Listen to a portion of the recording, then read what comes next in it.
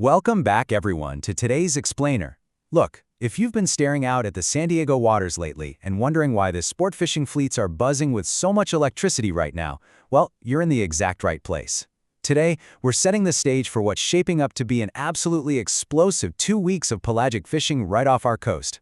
And guys, this isn't just your typical summer bite. We're looking at some highly unusual, hyperactive ocean patterns that are literally rewriting the seasonal playbook as we speak. Let's kick things off with a number that should instantly get your adrenaline pumping: 50. Recently, a massive 50-pound yellowtail was landed right off Crystal Pier.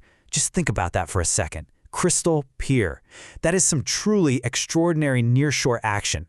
It's living proof that the bite isn't just happening way out in the deep blue anymore. Nope, massive pelagics are actively hunting incredibly close to the beach. And if you check the latest San Diego sport fishing fleet reports, they'll tell you this massive nearshore catch is absolutely not a fluke. The fleet is specifically citing warm water hugging the coast. That right there, that's the main driver. It's undeniable evidence that this warm water is physically pushing these highly prized, hard-fighting species way closer to shore and honestly much earlier in the season than we normally see. So here's our captain's game plan for today's explainer. First up, the Super El Niño impact. Second, yellowtail pushing north. Third, Dorado arrivals. Fourth, hotspots to target. And finally, number 5, run-and-gun tactics. All right, let's jump right into Section 1, the Super El Niño impact. When you look at the stark contrast between our normal historical water temps for this time of year versus the massive spike we're experiencing right now, it is pretty wild. We're talking about a sustained, incredibly warm band of water sitting right in that 69 to 75 degree Fahrenheit range, spread all across our local and offshore zones. This isn't just a minor fluctuation, you guys. The developing Super El Niño is creating conditions that are behaving a lot like that historic 2015 to 2016 warm water event. So the big takeaway here is how these temps, mostly in the low 70s, but spiking up into the mid-70s offshore, are fundamentally altering coastal migration patterns. Thanks to this strengthening Super El Niño, yellowtail are moving aggressively close to shore. Dorado, which, let's face it, we normally have to chase way further south, are already pushing north straight into our waters. And the fleets are saying, if this keeps up, we might even see yellowfin and hey, maybe even wahoo later in the season. No way to know for sure yet, but the potential is definitely there. Moving on to Section 2, yellowtail pushing north. For the next 2 weeks, the yellowtail bite is looking incredibly strong, and that trend is only expected to go up. Why? Well, yellowtail absolutely thrive in water that sits between 68 and 74 degrees. So with our current temps ranging from 69 to 75, the ocean is literally sitting right in their ideal comfort zone. They aren't just out there surviving, they are highly active, feeding aggressively, and they are sticking around for the long haul. And we've got the hard evidence to back this up too.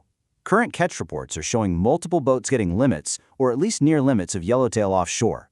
The Coronado Islands are absolutely firing right now. Even the local full-day trips are consistently pulling in yellowtail in their mixed bags. Fleet captains are making it crystal clear. Big schools of yellowtail are highly accessible right now, and they're expected to stay that way as this warm water continues its push northward. Okay, Section 3, Dorado arrivals. 12. That is the number of Dorado one offshore charter recently pulled up right alongside their yellowtail. Honestly, this is exactly the confirmation we've been waiting for. These early arrivals prove that these warm water El Niño conditions are doing exactly what they historically do. They're pushing Dorado north, right into San Diego waters. And fleet managers expect these numbers to just surge as the water temps keep climbing. If we compare the 2-week outlook for these species, for yellowtail, you should expect steady to increasing numbers around kelp patties running from La Jolla down to the 9 Mile bank and out to the 371 and 425 banks. Plus, you've got nearshore opportunities along the La Jolla and Point Loma kelp lines. Meanwhile, the Dorado, they're going to become much more common on kelp patties stretching from Oceanside all the way down to Ensenada, especially if you're booking a 1.5 to 3 day trip. Next up, Section 4, hotspots to target. All right, if you want to maximize your time on the water over the next couple of weeks, these are your absolute high-probability zones. First, the Coronado Islands. They are just delivering consistent yellowtail action. Second, the 9 Mile bank. Out there, you want to look specifically for warm water edges and kelp patties. And third, the offshore corridor between Oceanside and La Jolla is just a prime hunting ground for both Dorado and yellowtail, holding on patties. Shifting gears to the moderate probability zones. Out at the 371, the 425, and the upper Hidden Bank, you have really solid chances for Dorado and Yellowtail. But definitely keep an eye out because occasional yellowfin tuna are actually starting to pop up in those specific warm pockets. Closer to home, the Point Loma kelp line is your secondary zone for nearshore yellowtail, all thanks to that persistent warm water hugging the coast that we talked about earlier. And finally, Section 5, Run-and-Gun Tactics.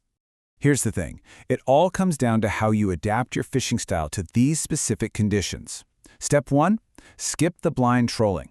I'm serious, it's just not the most effective use of your time right now. Step 2, you've got to execute aggressive run-and-gun patty hunting. You need to be actively searching the water. And step 3, only deploy your lines when you have definitive visual signs of life. You're out there hunting, not just hoping, right?